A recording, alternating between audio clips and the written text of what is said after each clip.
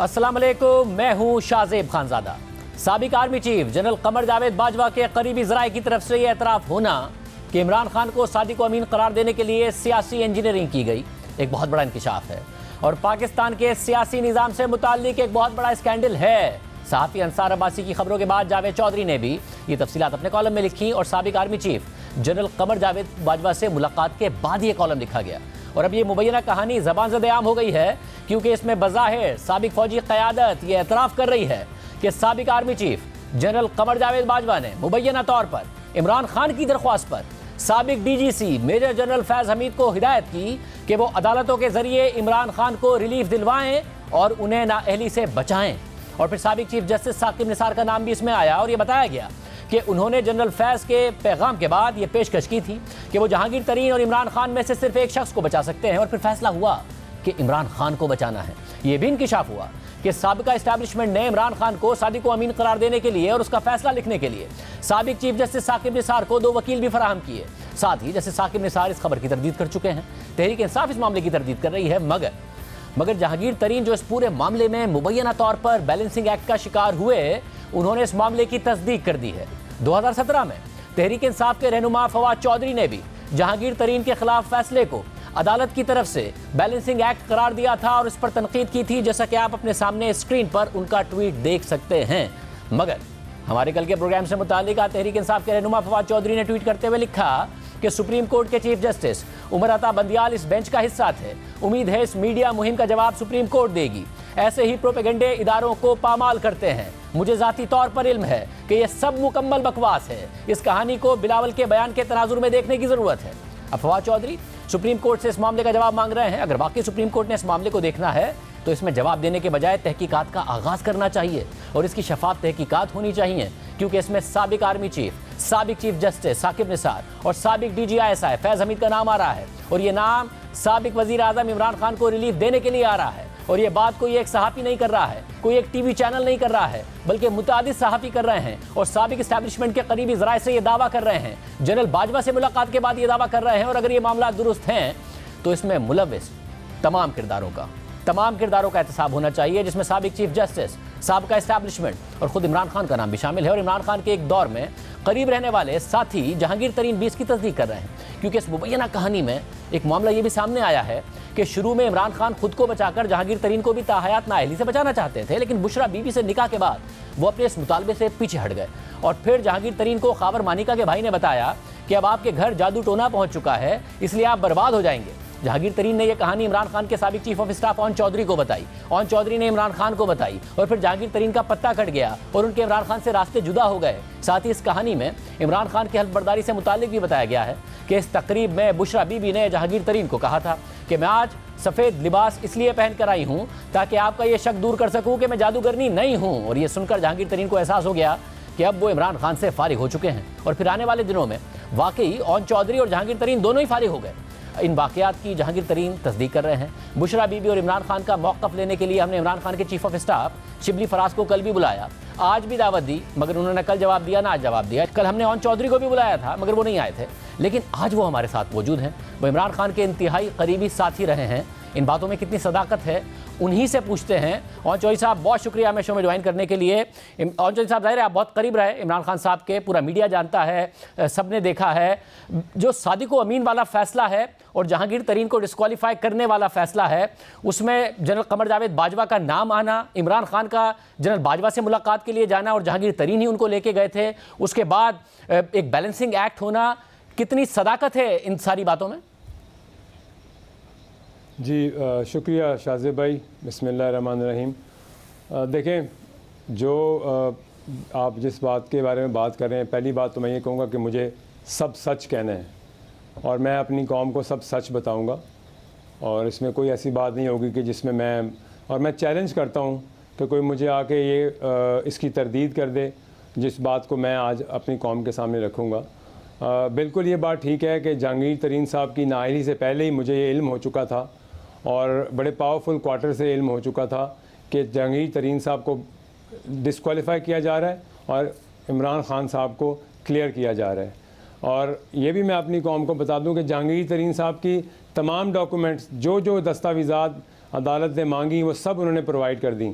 और उसके बावजूद जब कहीं से किसी अहम जगह से ये पैगाम गया कि नहीं इमरान खान साहब की तो चीज़ें भी कंप्लीट नहीं हैं, और जो पेपर्स जमायमा खान ने उनको भेजे वो तो बैंक बंद हुए 10 साल हो गए, जिस पे आर्टिकल भी लिखे गए, लेकिन उसके बावजूद उनको बचाया गया और जहांगीर तरीन साहब को डिस्क्वालीफाई कराया गया, सेक्रीफाइस किया गया सिर्फ बैलेंस करने के लिए। और ये बड़ा अनफॉर्चुनेट है कि पाकिस्तान में एक ईमानदार बिजनेसमैन को ऐसे डिस्क्वालीफाई करना, जिनकी क्रेडिबिलिटी है, जिसके उनके ओपोनेंट भी तारीफ़ करते हैं उसके कारोबार की, उनके बिज़नेस की, और उनके जो जितने भी जब भी कभी भी अगर किसी बिज़नेस कम्युनिटी में उनका जिक्र होता है तो उन्होंने वो उनकी बिज़नेस को कहते हैं कि he is a clean businessman, there is no doubt in it. और जी साहब, जो जहांगीर तरीन साहब की क्रेडिबिलिटी है उस पर ज़ाहिर है अपनी जगह एक अलग सवाल पैदा होता है, मगर ये जो आप कह रहे हैं कि आप इन बातों की तस्दीक कर रहे हैं, उसमें ये हुआ कैसे था फिर? ये आप कह रहे हैं कि आपको भी ये बात पता चल गई थी कि इमरान खान साहब के तो डॉक्यूमेंट पूरे नहीं हैं, मगर उन्हें क्लीन चिट देनी है और बैलेंसिंग एक्ट के लिए जहांगीर तरीन को डिस्क्वालीफाई करना है, ये कैसे हो रहा था? कौन कह रहा था? क्या हो रहा था? देखें, ये तो आप जैसे कह चुके हैं, और जो उस वक्त सिचुएशन थी और जैसे कहा गया कि आपको इमरान खान साहब को बिल्कुल बचाना है, उनके पेपर्स कंप्लीट हैं नहीं हैं, और जिधर से, और ये एक्चुअली एनआरओ मिला, ये एक्चुअली एनआरओ दिया गया, और जिसकी अहमद ख़ान ने भी की, और मैं ख़ुद तस्दीक करता हूँ कि हमें इस चीज़ का इल्म हो चुका था कि ये होने जा रहा है। और मैं जहांगीर साहब को कहता था कि जी मुझे जो इन्फॉर्मेशन मिल रही है वो ये है कि आपको डिस्क्वालीफाई किया जा रहा है, लेकिन वो बड़े कॉन्फिडेंट थे कि मेरी तो हर चीज़ मुकम्मल है। लेकिन बात यह है कि क्योंकि ये तयशुदा बात थी, इनको एनआरओ देना था, और साकिब निसार साहब को जो भी जहाँ से इंस्ट्रक्शन मिली आपको पता ही, आप बता चुके हैं सर, मगर और उनको हमने तो वो बताया जो कि जावेद चौधरी साहब ने और फिर अंसार अब्बासी साहब बता चुके हैं, और वो जनरल कमर जावेद बाजवा से मुलाकात के बाद लिखा है कॉलम जावेद चौधरी साहब ने। आपसे मैं वो पूछ रहा हूँ जो आपने देखा। आप जब कहते हैं कि आपको पता था, तो आपने क्या देखा? आपने क्या देखा कि इमरान खान जनरल बाजवा से वाकई मुलाकात के लिए जाते थे, जहांगीर तरीन साहब लेके गए, या फिर बाद में भी जाते थे? कैसे आपको ये बातें पता चल रही थी? मैं आपसे आपका अकाउंट पूछ रहा हूँ। शाहज़ेब, मैं इस चीज़ को बिल्कुल क्लियर करना चाहता हूँ, और ये बात ज़रूर कहना चाहता हूँ कि अपने मोहसिन के बारे में जो कहा जा रहा है और जिसने एहसान किया हो, उसको ऐसे आप सोशल मीडिया के थ्रू अपनी स्पीचेस पे बुरा भला कहें, लेकिन मैं ये बात आपको एज अ विटनेस बता रहा हूँ कि जब आप अपने इक़्तिदार के लिए अगलों के गोडे घुटने पकड़ रहे थे, ठीक है, तो आज आज आपको लगा कि वो उन्होंने मुल्क से गद्दारी कर दी है, उन्होंने मुल्क के साथ दुश्मनी कर दी है।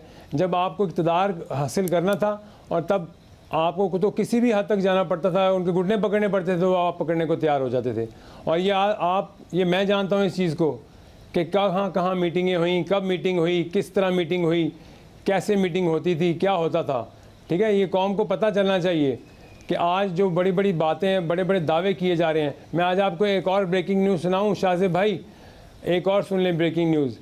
आज तरीन साहब की रिव्यू पिटीशन को भी रिजेक्ट करवाने में डायरेक्ट साकिब निसार साहब को पीएम साहब का फ़ोन जाता है कि ये रिव्यू पिटीशन आपने इस पर इनको रिजेक्ट कर देना है, ठीक है। इमरान खान ने हमें एक बहुत पावरफुल, इमरान खान ने साकिब निसार को फोन किया, इमरान खान ने, कि आपने जहांगीर तरीन की डिस्क्वालिफिकेशन की जो रिव्यू पिटीशन है उसको रिजेक्ट करना है। ये बड़े बहुत सोर्सफुल ज़रिए से मैं आपको बता रहा हूँ, और ये उस वक्त का पता है हमें कि ये हुआ और बिल्कुल हुआ। और उनको फ़ोन गया कि ये तरीन साहब, क्योंकि हम तो कॉन्फिडेंट थे तरीन साहब रिव्यू में हर चीज़ उनकी, जो वो कह रहे थे कि जी मैं रिव्यू में जा रहा हूँ, जो मेरे से सवाल जवाब मांगे गए हैं वो मैं दूंगा और मैं सुरखरू हूँगा। लेकिन फिर ये पता चला बड़ी इंपॉर्टेंट ज़राए से कि नहीं जी, वहाँ से फ़ोन आया है, प्राइम मिनिस्टर हाउस की तरफ से इंस्ट्रक्शन मिल चुकी हैं कि इनको रिव्यू में भी डिस्क्वालीफाई करना है और रिव्यू इनका रिजेक्ट करना है। ये हुआ है इस दौर में, पिछले दौर में ये हुआ है। और मैं आपको एक और बात बताऊँ, ये अगर बात कही जाए कि इसमें कोई शक व शुबात नहीं है कि जहांगीर तरीन साहब को बैलेंस करने के लिए डिस्क्वालीफाई किया गया, जिनके पेपर्स नामुकम्मल थे उनको बचा लिया गया। ये मैं आपको वैसा, मगर आप मुझे ये बताइए कि आपके इल्म में है और आपने खुद ने ज़ाती तौर पर ये बात देखी कि 2018 से पहले 16-17 के दौरान इमरान खान जनरल बाजवा से मुलाकात करने के लिए जाते थे? मैंने सच बोलना है, बिल्कुल जाते थे, क्यों नहीं जाते थे, झूठ क्यों बोलूँ मैं। बिल्कुल मुलाकातें होती थी, और बिल्कुल ये आज अगर इस चीज़ को कोई डिनाई करे तो मैं चैलेंज करता हूँ, आप मेरे सामने आप मुझे जब मर्ज़ी जिस फोरम पे बुलाना चाहें बुला सकते हैं। और मैं ये भी चैलेंज करता हूँ, मैं जो कह रहा हूँ सच कह रहा हूँ। मेरे ऊपर जितनी मर्ज़ी सोशल मीडिया कैंपेन चलाएं, मैं सियासी बात कर रहा हूँ, मैं सच बोल रहा हूँ, हकीकत पर मबनी बात कर रहा हूँ, झूठ पे कोई बात नहीं कर रहा। और मैं कोई ज़ातियात पे नहीं आ रहा, मैं कोई ज़ाती बात नहीं कर रहा। जो इस कौम को सच सियासी बात बतानी है वो बताने जा रहा हूँ। ये बात तो फवाद चौधरी भी 2017 में कह चुके हैं। उस वक्त भी हमने प्रोग्राम में ये सवाल उठाया था कि अगर मेरिट पर फैसला हो रहा था तो फिर बैलेंसिंग एक्ट करने की क्या ज़रूरत थी, अगर इमरान खान के हक में मेरिट पर फैसला हो सकता था। क्योंकि फवाद चौधरी साहब उस वक्त ये इल्ज़ाम लगा रहे थे अदालत के ऊपर कि उन्होंने बैलेंसिंग एक्ट किया है, कानून के मुताबिक फैसला नहीं दिया है। मगर आप जब कहते हैं कि इमरान खान के डॉक्यूमेंट पूरे नहीं थे, मीडिया पर तो बातें आ रही थी, आपने ज़ाती तौर पर क्या देखा? खान साहब का उस वक्त क्या मामलात हो रहे थे, क्या आप वो मैनेजमेंट देख रहे थे, क्या हो रहा था उस वक्त? देखें, जब ये सारा केस चल रहा था और जो लॉयर्स जो इन्फॉर्मेशन देते थे और जो मेरे थ्रू इन्फॉर्मेशन जो मुझे पता है और जो तरीन साहब को इन्फॉर्मेशन मिलती थी, हम सब हमारी जो लॉयर की टीम थी और हमें ये इन्फॉर्मेशन मिल गई थी कि जो उधर से पेपर्स आए हैं वो सेटिस्फैक्ट्री नहीं है, उनमें वो चीज़ें नहीं हैं जो कि मांगी गई हैं। चूँकि जाहिर सी बात है इनको बचाना था, एक इट वाज़ अ प्लान, सारा कुछ था और उसके लिए ये सब कुछ किया गया। और हमें तो उससे पहले ही पता चल गया था और मैं बार बार तरीन साहब को कह रहा था कि मैंने कहा ये होने जा रहा है। और मुझे एक बहुत अब मैं उनका नाम डिस्क्लोज़ नहीं करता, लेकिन मुझे एक बड़े सीनियर सहाफ़ी ने कहा कि हमने ये बात सुनी है, क्या ऐसा होना जा रहा है? तो मैंने कहा जी, मैंने उनको भी कहा, मैंने कहा जी अगर आपको पता है तो मेरे ख्याल से तो यही होने जा रहा है। तो इसका मतलब आप को मैं ये बताना चाह रहा हूँ कि ये उस वक्त भी ये कोई ढकी छुपी बात नहीं थी, बहुत क्लोज़ क्वार्टर्स में ये बात सामने आ चुकी थी कि ये एक जो है बैलेंसिंग एक्ट होने जा रहा है। अच्छा, अब जब बैलेंसिंग एक्ट हुआ तो उस वक्त जो कॉलम कहता है वो ये कि उस वक्त तो इमरान खान साहब ने मगर कहा जनरल बाजवा को कि मैं इसके बगैर हुकूमत नहीं कर पाऊंगा, जहांगीर तरीन के बगैर, इसलिए इसको भी बचाना है, इसलिए फैसला हुआ कि बाद में बचाया जाएगा। मगर बाद में फिर अचानक ये हुआ कि खुद इमरान खान ने जनरल बाजवा को कहा कि इस मामले को अभी रहने दें। और उस सब में जो बात आती है वो ये कि जादू टोने वाली बात खबर मानिका के भाई ने जहांगीर तरीन को कही, जहांगीर तरीन ने आपको कही, आपने इमरान खान को कही और उसके बाद जहांगीर तरीन का पत्ता कट गया। ये क्या कहानी है? शाहज़ेब भाई, इसमें मैं आपको एक बात बड़ी क्लियर बताऊं, ये बिल्कुल सच है। और सच्चाई ये है कि मानिका ब्रदर्स जो हैं वो आए थे तरीन साहब के पास। उन्होंने जो भी बात की कि जी ये जादू टूना है, ये है, और अच्छे जेस्चर में तरीन साहब ने मुझे बताई कि खान साहब को ये बता दो कि इस तरह वो आए थे मेरे पास और वो मुझे ये कह रहे थे। और मैंने उनको बताया कि जी वो ये कह रहे थे। और जाहिर सी बात है जब उन्होंने घर बताया तो वो उनको नामुनासिब लगी ये बात। और तरीन साहब को ओथ वाले दिन नहीं ये कहा गया था। अभी आप जब अपने इंट्रो में कह रहे थे ना कि उन्होंने कहा कि मैं जो भी जादूगरनी नहीं हूँ या मैं इसको ज़्यादा नहीं कहना चाहता, लेकिन ये एक हमारा डिनर हुआ था, उस डिनर पे उन्होंने कहा था शादी के फ़ौरन बाद। तो उसके ऊपर उन्होंने तरीन साहब को ये कहा था कि जी मैं आपको ये बताना चाहती हूँ कि मैं जादूगरनी नहीं हूँ, और जो भी उन्होंने कहा। और आपके सामने ये बात कही थी, आप भी थे वहाँ मौजूद? हाँ जी बिल्कुल, मैं मौजूद था। लेकिन मैं आपको एक चीज़ कहना चाहता हूँ शाहज़ेब भाई, प्लीज़ मुझे ज़रा 1 मिनट दीजिएगा। देखें, तरीन साहब ने पार्टी के जनरल सेक्रेटरी के तौर पे लॉयल्टी के साथ काम किया। मैंने जितनी भी लॉयल्टी के साथ काम किया, मैंने सेल्फलेस होकर काम किया। और हमें ये आइडिया होता ना उस वक्त तो हो गया कि जो मुर्शद बना लेगा वो गुड बुक्स में आ जाएगा, ठीक है। हमें तो अपने काम पे हम लोग अपने काम पे तरजीह देते थे कि हम काम करते हैं और हम सिंसेरिटी से काम करते हैं। हमें ये कोई घर की इन्फ्लुएंस नहीं करनी है, घर से कोई शाबाशी नहीं लेनी है, कोई अपने आप को कोई ऐसा नहीं करना कि किसी के को चापलूसी करके हमने करना है। हमने तो सेल्फलेस होकर काम किया। और लेकिन जाहिर सी बात है उस वक्त तक सिचुएशन ये थी कि जिसको घर से क्लियरेंस मिलती थी वो इमरान खान साहब का फेवरेट बन जाता था। और ये हकीकत बात है। ऐसे ऐसे लोग आपको बता सकता हूँ कि जिनका वो नाम सुनना भी पसंद नहीं करते होंगे, जिनका उनको नाम तक पता नहीं होगा, और वो आए और उनके फेवरेट बन गए, ठीक है। क्योंकि वो घर से बैत होके आ जाते थे और वो फेवरेट बन जाते थे। ये मैं इसलिए बता रहा हूँ, ये सच है, ये हकीकत है।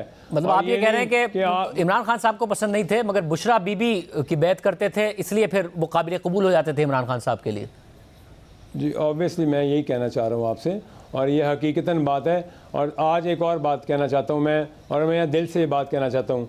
आप कौन होते हैं किसी को गद्दार के और किसी के सर्टिफिकेट देने वाले? सबसे बड़ी गद्दारी इस मुल्क के साथ ये है कि एक नाहल और एक जाहिल इंसान को आप आधे 60% ऑफ पाकिस्तान का जो सूबा है उसका वज़ीर आला बना दो।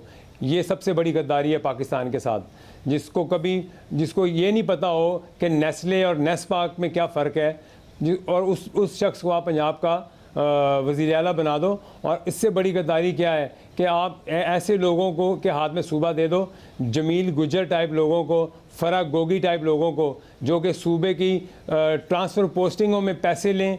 सूबे के लोग जो बेड़ा गर्क इन्होंने सूबे का किया है, क्या इमरान खान साहब को ये इल्म नहीं था? ये उनके बिल्कुल इल्म में था। तकलीफ़ हमें ये होती है, और तकलीफ़ इस बात की होती है कि ये आप किसी को गद्दार मत कहें, आप किसी को मुल्क दुश्मन मत कहें।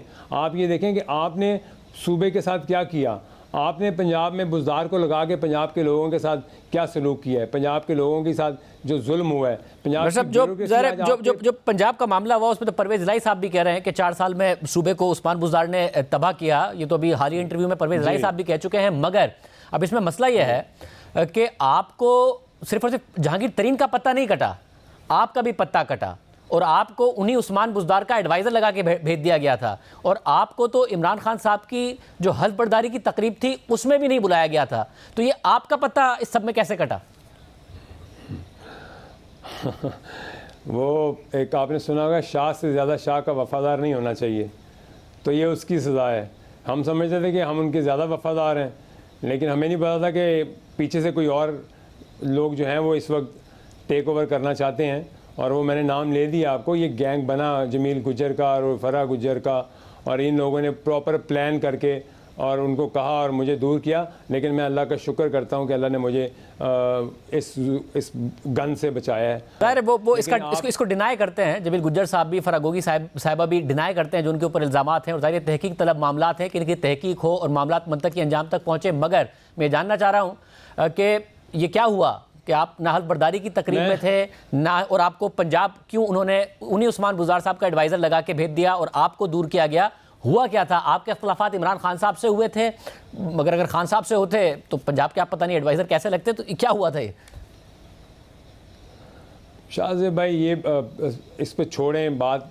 मैं रिक्वेस्ट करूँगा आपसे, लेकिन मैं सिंपली आपको ये बता देता हूँ कि मुझे हल्फ बर्दारी की रात ही कहा गया कि जी आपने नहीं आना। और मुझे मेरे पास टेक्स्ट मौजूद है, लेकिन कहते हुए भी मुझे जो है ना वो एक अजीब सा फ़ील होता है कि मैं क्या कहूँ कि किसी की जहनीत के बारे में क्या कह सकता हूँ। और इसको ना ही रिपीट करें तो अच्छी बात है कि जी उनको ख्वाब आ गया और आपने सुबह आना नहीं है हल्फ बर्दारी पे। तो वो एक मेरे लिए जो एक गुजर की बात तो गुजर गई। मैं अगर फिर भी थोड़ा इंसिस्ट करके जानना चाहूँगा, किसका टेक्स्ट आया और कहा गया कि ख्वाब आ गया है उनको और आपने इसलिए उस ख्वाब की वजह से नहीं आना है हल्फ बर्दारी की तकरीब में? किसने कहा और किसको ख्वाब आ गया? अब आप कह रहे हैं तो मुझे बिल्कुल इमरान खान साहब का टेक्स्ट आया रात को कि आपने हल्फ बर्दारी पे नहीं आना, और उन्होंने ख्वाब देखा है और उसमें उन्होंने कहा है कि आप नहीं आ सकते।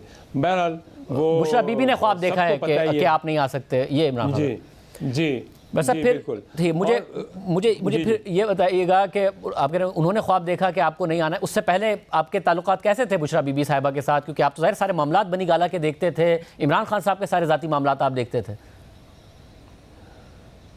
देखिए मैं एक बात ज़रूर कहूँगा कि मैंने तो सच्चे दिल से अगर किसी को, क्योंकि मेरी तरबियत में है कि आप किसी को माँ या बड़ी बहन का दर्जा दें तो आप उनकी इज़्ज़त करें, और इज़्ज़त करनी चाहिए। हम माँ बहनों वाले हैं, और इससे बढ़ के मैंने शायद इससे बढ़ के मैंने इज़्ज़त दी होगी, और अपनी माँ और अपनी बड़ी बहन से ऊपर ही समझा उनको। और ये उनका ज़र्फ़ है कि जो उन्होंने मेरे साथ किया। मैं इस पे ये आपको सिर्फ ये कहूँगा कि मैंने उनको जो इज़्ज़त दी और जो मैं समझता हूँ कि मैंने अपनी वालदा से कम और बड़ी बहन से कम नहीं समझा उनको। और आपके पास सबूत के तौर पर इमरान खान साहब का वो टेक्स्ट मौजूद है जिसमें उन्होंने कहा कि आपने नहीं आना है, ख्वाब देखा है बुशरा बीबी ने? जी बिल्कुल है मेरे पास, वो आज सब भी है। ये बार बार कहा जाता है कि वो घरेलू खातून हैं, उन्हें नहीं लेके आना चाहिए, उन्हें नहीं घसीटना चाहिए, ये बार बार ज़ाहिर तहरीक इंसाफ कहती है। मगर दूसरी तरफ से एतराज़ ये है और इल्ज़ाम ये है, और ज़ाहिर कुछ ऑडियो लीक्स भी आई हैं कि असल में तो मामलात बुशरा बीबी चलाती हैं। क्या ये दुरुस्त है?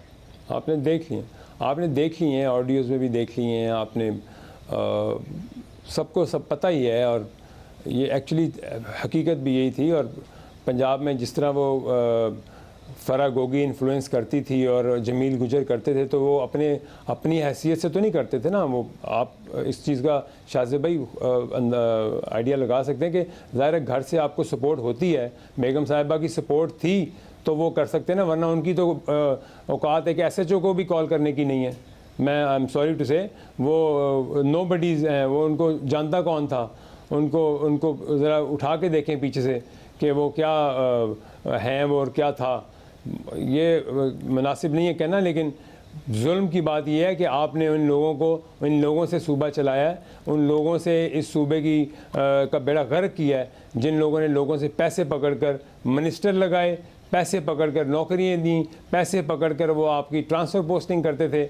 और मैं आपको क्या बताऊं, मैं ख़ुद इस चीज़ का हिस्सा हूं कि मैंने CM हाउस में एक काम कहा और उन्होंने, मैं अब कहना नहीं चाहता कि मुझे खुद कहा गया कि जी आपको पता है ये तो उधर से कुछ दे दिला के होना है, ऐसे कुछ नहीं होना। तो आप और क्या कह सकते हैं हम किसको दे दिला के होना है? और ये मैं आपको चलें ये भी बताता हूँ, मैं ये ऑन ओथ कह रहा हूँ, असद उमर साहब को मैं मिला 1-on-1। आप असद भाई को कहें कि वो कसम खा के कह दें कि मैंने ये उनको नहीं बताया, कि मैंने कहा कि यूँ CM हाउस में मैंने किसी काम के लिए कहा गया है और उन्होंने मुझसे कहा कि जी ये तो कुछ ले दे के होना है, अदरवाइज़ नहीं होना। और असद भाई अगर इस चीज़ को कहें कि मैंने उनसे नहीं कहा, तो मैं जो सज़ा जो वो कहेंगे, जहाँ कहेंगे, मैं उनसे माफ़ी मांगूंगा, मैं कौन से भी माफ़ी मांगूंगा। असद भाई, असद उमर साहब इसके बारे में जो भी कहें, उन्होंने आपको उस वक्त क्या कहा जब आपने उन्हें ये बात बताई? वो तो फिट्स में चले गए, हंस के, और कहते नहीं, मैंने कहा आप मेरी बात को यकीन करें कि ये हो रहा है पंजाब में। और वो चुप थे और क्या कह सकते थे वो, और उन्होंने हैरान थे और शौक में थे। लेकिन ये मैं आपको हकीकतन बता रहा हूँ कि ये मैंने जो हुआ वहाँ पे एक्चुअली, और जो मेरे साथ खुद हुआ, मैं वो बता रहा हूँ आपको, मैं ये नहीं कह रहा। और ये जो बातें हैं ना कि मैं किसी के कहने पे या कोई ये प्रोग्राम करवा रहा है कोई, या इसके पीछे कोई फ़लानी पार्टी है या कोई है, यह गलत बात है। ठीक है, आज जो कह रहा हूँ, जब भी कहूँगा, हमेशा मैं हकीकत पे बात करूँगा, सच कहूँगा। मैंने अल्लाह को जवाब देना है, मैंने कभी कोई झूठ नहीं बोलना। मैंने खुद प्राइम मिनिस्टर हाउस में जाके PM साहब को कहा था कि मैंने कहा ये जमील गुजर पैसे ले रहा है पंजाब में, आप कहें। मैंने एक दफ़ा नहीं 3 दफ़ा जाके मैंने कहा उनको। उसका नतीजा ये हुआ कि अगले महीने मुझे डीनोटिफाई कर दिया एडवाइज़र ऑफ पंजाब से। मैंने अल्लाह का शुक्र किया। मतलब ये मुझे बताएगा, क्योंकि बहुत सारे अब किस्से हैं। जो मौजूदा आर्मी चीफ हैं, जब वो DGIS आए थे, उनके हवाले से एक बाकायदा खबर है मीडिया पर, और रिपोर्टेड फैक्ट है ये कि मुबैना तौर पर वो गए इमरान खान साहब के पास और उन्होंने बताया कि पंजाब में ये सब कुछ हो रहा है और आपके घर के मामलात।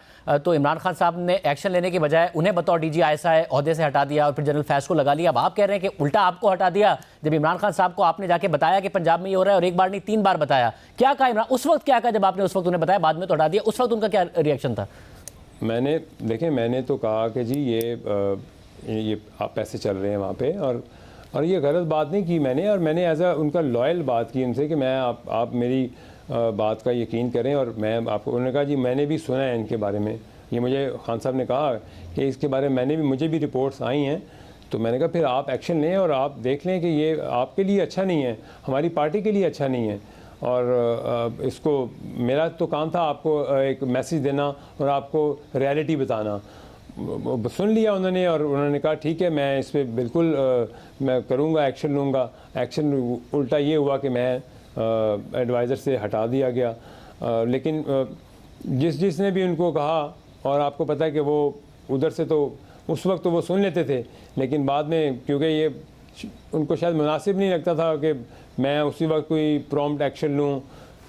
फिर उनके पास ये एक होता था जवाब के पार्टी में ग्रुपिंग्स हैं, और ये अगर मैं हटाऊंगा तो ये दोबारा कुछ और लोग इन्फ्लुएंस कर जाएंगे। आज मैं माज़रत के साथ ये कहता हूँ कि ठीक है। हमने देखा है कि कुछ बड़ी नामुनासिब ऑडियो लीक्स आई हैं। इमरान खान साहब ने मुख्तलिफ इंटरव्यूज़ में कहा है कि हमारे मज़हब में है कि दूसरे के जो ऐब हैं उन पर पर्दा डाला जाए। उन्होंने कैटेगोरिकली डिनाई नहीं किया है कि ये उनकी ऑडियोज़ नहीं है, और ज़ाहिर मुनासिब नहीं है कि किसी किस तरीके से पर्सनल ऑडियोज़ को लीक किया जाए। मगर आप बहुत करीब थे, पूरा मीडिया जानता है कि आप इमरान खान साहब के बहुत करीब थे। कि आपके हटाए जाने की एक वजह ये भी थी जो आपको बनी गाला से हटाया गया, और कि बुशरा बीबी नहीं चाहती थी आप आने, क्योंकि आप ये सब बातें जानते थे। मैंने आपको शाहज़ेब भाई बताया कि मुझे सज़ा मिली है शाह से ज़्यादा शाह का वफ़ादार होने की, ठीक है, और वो इसके अलावा और मैं कुछ नहीं कह सकता, क्योंकि मैं उनके बहुत क्लोज़ था। और एक हमारे हैं बड़े भाइयों की तरह, हमारे जियो के ही हैं, साफ़ी हैं। मैं उनके साथ बैठा तो उन्होंने कहा, मैंने कहा सुहेल बड़ाई साहब, मैं उनका नाम लेता हूँ, मैं उनकी बहुत इज़्ज़त करता हूँ, मेरे बड़े भाइयों की तरह। तो मैंने कहा सुहेल भाई, वो डिस्कस हो रहा था कि क्या हुआ तुम्हारे साथ, तो उन्होंने कहा ये तो होना था, तुमने तारीख़ पढ़ के नहीं तुमने देखी। तो उन्होंने कहा कि जो तुम्हारा और उनका रिलेशन था ना, वो बड़ा एक डेंजरस लेवल का था। तो वो किसी को भी जो है ना, वो जो उनके करीब आना चाहेगा तो उसके लिए वो जो है वो बर्दाश्त नहीं है उनके लिए। तो ये तुम्हारे साथ ये होना था, ये तुम इसको सरप्राइज़ ना समझो। ये जो ट्रस्ट था ना तुम्हारा और खान साहब का, ये एक डेंजरस लेवल का ट्रस्ट था, और ये हकीकत भी है। वो मेरे बहुत ट्रस्ट करते थे, ये उनकी मेहरबानी है, और अल्हम्दुलिल्लाह मैंने कभी ट्रस्ट तोड़ा भी नहीं उनका। और हालांकि मैंने उनसे कहा भी कि मैंने कहा मैं तो आपका बंदा हूँ और मैं आपका लॉयल हूँ। अगर आप समझते हैं कि मैं किसी को मैसेज ये करता हूँ, किसी को वो करता हूँ, तो मैंने कहा मेरे लिए मैं आपको प्रोटेक्ट करता हूँ, और मेरा काम है ये आपको प्रोटेक्ट करना, मेरा काम, मेरी ये ड्यूटी है। और मैं रोज़ अल्लाह से दुआ करता हूँ कि अल्लाह ताला मुझे ये जो जिम्मेदारी दी है इज़्ज़त से निभाने की तौफीक देना। और ये मैं आपको हकीकतन बात बता रहा हूँ। बताइएगा कि मैंने ड्यूटी जो इल्ज़ाम लगता है, ज़ाहिर कॉलम में भी लिखा गया कि ख़ावर मानिका के भाई ने जहांगीर तरीन को बताया कि जादू टोने का मामला, और ज़ाहिर अपोजिशन भी जो उस वक्त थी वो इस किस्म की बातें करती थी, इस किस्म के इल्ज़ाम लगाती थी। क्या आप कोई आई विटनेस हैं ऐसी बातों के, या सिर्फ ये इल्ज़ामात ही लगाए जाते हैं? अगर उनके रिश्तेदार आके ये कह रहे हैं, सब कुछ कह रहे हैं, तो अब जो घर में रहते हैं तो फिर हम तो क्या कह सकते हैं इस बारे में। मगर लेकिन ना वो तो उनके रिश्तेदार लाजमी नहीं है कि किसी के रिश्तेदार किसी के बारे में सब सच बताएं, इसलिए आपने क्या देखा आंखों से वो जानना चाह रहा हूँ। मैं आपको ये अर्ज़ कर रहा हूँ कि पहली बात तो ये है कि वो जो दोनों भाई आए और वो उनके देवर हैं, वो जो भाई शौहर के जो भाई होते हैं, और उन्होंने मुझे भी कहा, इनको भी कहा, और मैंने तो तरीन साहब ने कहा कि तुम खान साहब को बताओ ये। तो वो उल्टा हमें, अगर वो उसका नुकसान हुआ तो वो हमने तो सच बोला उनसे कि जी इस तरह की कोई बात है। लेकिन अगर मैं ये बात करें आपको कि ये मैं ख़ुद बिलीव नहीं करता ये तोहम परस्ती पे, और जो वहाँ जो भी वहाँ पे जो भी उनके इश्यूज़ हों, उनकी ज़ात उनके अपने हैं। लेकिन अगर मेरी ज़ात तक है, मेरी तरबियत में ये नहीं है कि मैं क्योंकि पहले दिन से मेरी वालदा ने कहा कि बेटा आपने जिसको माँ का है, बहन का है, आपने उनके बारे में कभी कोई बात नहीं करनी। उन्होंने तुम्हारे लिए जो भी कहा है, और वो मुझे बहुत चीज़ें पता चली कि उन्होंने मेरे बारे में जो कुछ कहा है, मैंने अपने अल्लाह पे छोड़ा ये फ़ैसला, मैंने अल्लाह पे छोड़ा। और मैंने कहा मैंने खान साहब के साथ जो वक्त गुजारा है लॉयल्टी के साथ गुजारा है, और मैं ये बात ऑन ओथ कह रहा हूँ कि मैं उनसे दूर नहीं हुआ, उन्होंने मुझे खुद से दूर किया। मैं इसलिए कह रहा हूँ कि बहुत शुक्रिया। मैं तो फिर ये बहुत शुक्रिया। ओन चौधरी की गुफ्तगू आपने सुनी। हमने इन इल्ज़ामात पर बात करने के लिए इमरान खान के chief of staff Shibli Faraz को दावत दी है। वो जब चाहें इमरान खान का और बुशरा बीबी का मौक़िफ़ इस प्रोग्राम में आकर रख सकते हैं। इसके अलावा साबिक़ चीफ जस्टिस साकिब निसार ने हमारे रब्ता करने पर हम पर इल्ज़ामात लगाना शुरू कर दिए, और ओन चौधरी के इल्ज़ाम के जवाब में कहा कि पहली बात तो यह है कि मैं इस वक्त बैरून मुल्क हूँ और व्हाट्सएप कॉल काम नहीं कर रही है। दूसरी बात यह है कि ओन चौधरी ने अगर ऐसा कहा है तो वो एक झूठे शख्स हैं, कोई भी सिफारिश की बात नहीं कर सकता था। तीसरी बात यह है कि शाहजेब ने हमेशा मेरे खिलाफ मनगढ़ंत स्टोरीज़ की हैं, हमें पता ही नहीं है कि अपने बड़ों का एहतराम कैसे करना है। ये बात शाहजेब तक पहुंचा दें, और जजेस इस किस्म के थर्ड क्लास इल्ज़ामात का और ऐसे इल्ज़ामात को फैलाने वालों को जवाब नहीं देते। जिसके बाद हमने साकिब निसार साहब को दावत दी कि अगर आपका व्हाट्सएप काम नहीं कर रहा है तो आप नॉर्मल कॉल पर आ जाएँ और ये सारी बातें प्रोग्राम में कर दें, मगर वो नहीं आए। साबिक़ चीफ जस्टिस साकिब निसार इल्ज़ामात का जवाब तो नहीं दे रहे हैं, मगर हमें ये पैगाम दे रहे हैं कि बड़ों का एहतराम कैसे करना है। मगर यहाँ मामला बड़ों के एहतराम का नहीं है, बल्कि मुल्क के बड़ों पर सियासी इंजीनियरिंग के इल्ज़ाम का है, मुल्क को इस हाल पर पहुँचाने का है। तो साबिक़ चीफ जस्टिस साहब, बड़े ओहदों के वक़ार और उम्र के एहतराम के पीछे ना छुपें और जो आप पर सियासी इंजीनियरिंग के इल्ज़ाम लग रहे हैं उनका जवाब दें। जब भी आप चाहें तो हमें ज्वाइन कर सकते हैं। ये प्रोग्राम हाजिर है। प्रोग्राम में ब्रेक शामिल करते हैं।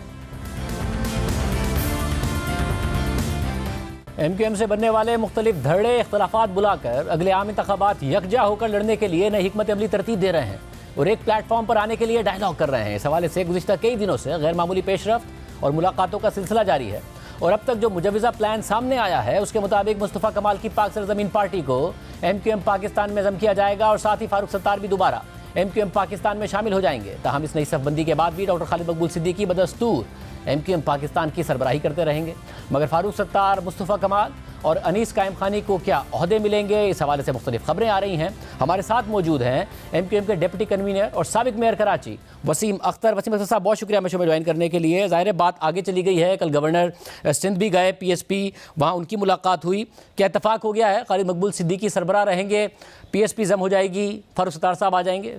शाहजेब, देखें, जब MQM पाकिस्तान ने जो एक अपनी जद्दोजहद शुरू की हुई है 22 तारीख के बाद, मुख्तलिफ इशूज़ को हम देख रहे हैं, मसाइल हल करने की कोशिश कर रहे हैं और 22 के बाद ही खालिद भाई के भी स्टेटमेंट रिकॉर्ड पे हैं, हम सब के स्टेटमेंट्स हैं कि MQM ही मदर पार्टी है, ब्रांड नेम पतंग है, सबको इसी में आ जाना चाहिए। ये रिकॉर्ड पे हैं स्टेटमेंट्स और मिल के जद्दोजहद करें ताकि कराची के मसाइल हल हों, जो मुश्किलात हैं उनको बेहतर किया जाए, अपनी पार्टी को मजबूत किया जाए। तो इसमें तो कोई दो राय हो नहीं सकती कि अगर किसी को आना है इस पार्टी में, और शाहजेब बहुत सारे लोग आ भी चुके हैं, तो जिसको आना है पार्टी के दरवाजे खुले हैं, खिड़कियां खुली हैं, बिल्कुल आ जाएं। मसला ये है ना कि दरवाजे से आ रहे हैं, खिड़की से आ रहे हैं। जब खिड़की से होता है तो मामला अलग होता है। अब खबरें ये आ रही हैं कि सरबराह तो खालिद मकबूल सिद्दीकी साहब रहेंगे, मगर कन्वीनर फारूक सत्तार साहब होंगे, डिप्टी कन्वीनर मुस्तफ़ा कमाल होंगे, तंजीमी उमूर की सरबराही अनीस कायम खानी करेंगे। देखें, सरबराह तो हैं ही खालिद मकबूल सिद्दीकी, एक जमात है MQM पाकिस्तान, इसका आइन है, एक हमारे कुछ असूल हैं पार्टी के अंदर, जिन असूलों पे हम सब मिल के काम कर रहे हैं। सरबराह कोई माने ना माने, खालिद मकबूल सिद्दीकी ही हैं, राब्ता कमेटी का मैंडेट है उनके पास। तो ये बात तो मुझे अजीब सी लग रही है, मान गए हैं। जिसको आना है इन्हीं की सरबराही में आएगा, वो जाहिर है। मगर ये दुरुस्त है कि राब्ता कमेटी ने इख्तियार गवर्नर सिंध को दे दिया है ये सारे मामला तय करने का? ये कहीं भी कोई चीज़ राब्ता कमेटी में तय नहीं हुई है। ये ज़रूर डिस्कशन में आया है, जो गवर्नर साहब के एफर्ट्स थे, खालिद भाई के बयानात हैं कि सब लोग आए। गवर्नर साहब खुद खालिद भाई के बयान के बाद ही पार्टी में आए थे। तो ये ज़रूर तय हुआ है कि अगर किसी को आना है, मुत्तफिक है राब्ता कमेटी, किसी को आना है, तो हमारी पार्टी की एक मैनिफेस्टो है, हमारी पार्टी का एक आइन है, हमारे चंद असूल हैं, जिस असूलों पे मैं भी कारबंद हूँ, खालिद भाई पे भी वो लागू होते हैं। तो जो भी आएगा उन असूलों के तहत ही आएगा और वो असूल फिर राब्ता कमेटी तय करती है। मगर राब्ता कमेटी के पास कोई इख्तियार भी है, क्योंकि राब्ता कमेटी ने कामरान टिसोरी को निकाला था और वो गवर्नर बनकर वापस आए हैं। तो इन तमाम मामलात में भी राब्ता कमेटी फैसले कर रही है या फिर राब्ता कमेटी को बताया जा रहा है कि ये सब कुछ किया जा रहा है? देखें, जहाँ तक कामरान भाई का ताल्लुक है, कामरान भाई को सस्पेंड किया गया था फॉर 6 मंथ्स, और जब सस्पेंशन हुआ था तो वो डिप्टी कन्वीनर थे, तो उनको उसी जगह ले लिया गया और उन्होंने पहल की थी खालिद भाई की इस रिक्वेस्ट पे। तो उनका तो केस एक अलग केस है, मगर अब वो MQM के पार्ट थे, सस्पेंड हुए हुए थे और 6 महीने सस्पेंशन ख़त्म हो गया था। अब अगर कोई आएगा और वो किसी दूसरी जमात से आ रहा है अगर, तो जाहिर है उसको हमारी जमात के असूलों पे चलना होगा। MQM पाकिस्तान जो है उसके असूल हैं कुछ, एक आइन है, तो उसके साथ रहते हुए ही आगे बढ़ना होगा हम सबको। मैं भी उसका पाबंद हूँ। मैं आज 37 साल हो गए इस पार्टी में, मुझे 6 साल पहले ओहदा मिला था भाई। अच्छा, तो फिर ये तय है कि कारकुन के तौर पर ही आए या फिर राब्ता कमेटी इस बात पर राजी है कि ओहदों पर आ सकते हैं? देखें, ये बात की बातें हैं शाहजेब। अगर किसी ने सोच लिया है कि MQM पाकिस्तान को ज्वाइन करना है, आना है, तो बिस्मिल्लाह आए। ये तो बात की बातें हैं, उस वक्त देखेंगे कि क्या होता है। मगर अभी कोई ऐसी बात हमारी ना गवर्नर साहब के साथ तय हुई है उनके साथ मीटिंग में बात डिस्कशन में आई है, और ना ही किसी सियासी जमात के जिम्मेदार के साथ ऐसी बात डिस्कशन में आई है। अभी तो सिर्फ पॉइंट ये है कि सब आ जाएं, आगे चैलेंजेस हैं। सर मगर तहरीक इंसाफ कह रही है कि ये सारा काम इस्टेब्लिशमेंट कर रही है। फवाद चौधरी ने तो आज कहा, इसके अलावा इमरान इस्माइल भी इल्ज़ाम लगा चुके हैं, और आज फवाद चौधरी ने कहा कि माजी में भी इस्टेब्लिशमेंट ने ही MQM बनाई थी, गुंडे जमा करके बनाई थी, आग और खून का खेल फिर खेला गया था, अब भी इस्टेब्लिशमेंट ये सारा कर रही है। अब आप जिनका जिक्र कर रहे हैं उनकी क्रेडिबिलिटी क्या है पूरा मुल्क जानता है। वो किस तरह से वजूद में आए थे, कहाँ कहाँ किस किस सियासी जमातों से गुजर के कहाँ गए, और वो जमात को किसने फ़ायदा पहुँचाया था, ये सब अब तो अयां है हर चीज़। मैं इस पर कमेंट नहीं करना चाहूँगा। अगर गुंडों की जमात थी तो इमरान खान साहब 14 सीटें कराची की ही छीन के लेके गए थे, चोरी करके लेके गए थे, 7 सीटें हमारी थी, तो प्राइम मिनिस्टर बने थे गुंडों की जमात के। सर मगर उन्हें पता है ना कि इस्टेब्लिशमेंट का खेल का, क्योंकि इमरान खान साहब को लाया गया था नवाज शरीफ साहब का रास्ता रोकने के लिए, किस तरीके से मैनेज हुआ। आप खुद इत्तेहादी होते हुए कहते थे कि 14 सीटें उन्हें मैनेज करके दी गई थी, अब वो ये कह रहे हैं कि उनका रास्ता रोकने के लिए आप लोगों को इकट्ठा किया जा रहा है। खेल इस्टेब्लिशमेंट का ही। देखें खानज़ादा साहब, मैंने आपको मैं पीछे ले गया था 22 के बाद। अगर आप तकारीर निकाल लें खालिद भाई की और हम लोगों की भी, हमने सबसे रिक्वेस्ट की थी कि 1.5 ईंट की मस्जिदें ना बनाएं। कराची मुश्किल में, हैदराबाद, सखर, मीरपुर खास, नवाबशाह मुश्किल में, सब एक हो जाएं। मेरे स्टेटमेंट रिकॉर्ड पे तकारीर में कि यही मदर पार्टी है, सब इधर आ जाएं। अगर इससे कोई निकलेगा तो जीरो होगा। ये मेरे रिकॉर्ड पे है स्टेटमेंट। यानी जो कर रहे हैं आप लोग कर रहे हैं, एस्टैब्लिशमेंट की कोई इन्वॉल्वमेंट नहीं है, कोई दबाव नहीं है सारे मामले में। देखिए, मैं नहीं समझता, मुझे तो किसी का फ़ोन नहीं आया, ना मैं किसी मीटिंग में बैठा हूं। और अगर आपकी ये सोच है कि वो ये चाहते हैं, तो मेरे ख्याल में अगर कोई जमात के कुछ जमात के लोग नाराज़ होके अंडर प्रेशर कहीं इधर उधर चले गए हैं, मिसगाइड हो गए हैं, और वो एक अपनी वापस पेरेंट्स जो मदर पार्टी है उसको मजबूत करना चाहते हैं, तो व्हाट्स बैड इन इट। क्या आमिर खान साहब राजी नहीं है सारे के सारे मामले में? नहीं, ऐसी कोई बात नहीं है। आमिर खान भाई को सब कुछ पता है, मीटिंग्स में बैठे हैं, काफ़ी मीटिंग्स में रहे हैं वो, और उनके स्टेटमेंट्स भी निकाल लें आप। उन्होंने भी बहुत दफ़ा कहा है कि जिसको आना इसी जमात में आ जाए। अब क्या कहा करें, हम लोग बोल बोल के थक गए हैं। वैसे मगर अभी हकीकत यह है कि आप सबके वोट बैंक मिल भी जाए, फारूक सत्तार का, पाकिस्तान ज़मीन पार्टी का, आपका, तब भी आप तहरीक इंसाफ से मुकाबला नहीं कर पा रहे हैं। उनका वोट बैंक आप सबके कंबाइंड वोट से भी ज़्यादा है। तो क्या इस बात पे भी गौर व फिक्र हो रहा है कि अल्ताफ़ हुसैन का भी आशीर्वाद हासिल किया जाए? देखें, प्लान क्या है मेरे इल्म में नहीं है ये। शाहजेब, मेरी पार्टी को इतना तोड़ा मरोड़ा गया है, left right top bottom and plus the census plus the delimitation, मेरा वोट बैंक इतना डिवाइड करने की कोशिश की गई है कि मुझे इलेक्शन की परवाह नहीं है। मैं चाहता हूं, मेरी पार्टी चाहती है कि हम मजबूत हों, हमारे सब जो साथी जद्दोजहद कर रहे हैं, हम पार्टी एज अ पार्टी मजबूत हों। हमारा स्ट्रॉन्ग नेटवर्क मौजूद है अभी भी। हमारा वोटर ज़रूर नाराज़ हुआ है। हम चाहते हैं हम अपनी पार्टी के स्ट्रक्चर को मजबूत करें। इलेक्शन तो जब होगा जीत जाएंगे, कोई मसला नहीं है। इलेक्शन तो फिर भी आएंगे, ऐसी कोई बात नहीं है। हम चाहते हैं हमारे जो पुराना स्ट्रक्चर था वो मजबूत हो जाए, और इसी के लिए आप चाहते हैं कि अल्ताफ़ हुसैन का भी आशीर्वाद हासिल हो, कहीं ना कहीं से उनका भी रास्ता निकाला जाए। देखें, ये उन्होंने जो स्टेटमेंट दिया था, अब उनका केस और इस्टेब्लिशमेंट के सामने है। जो मुश्किलात उनके सामने हैं वो अपनी जगह हैं।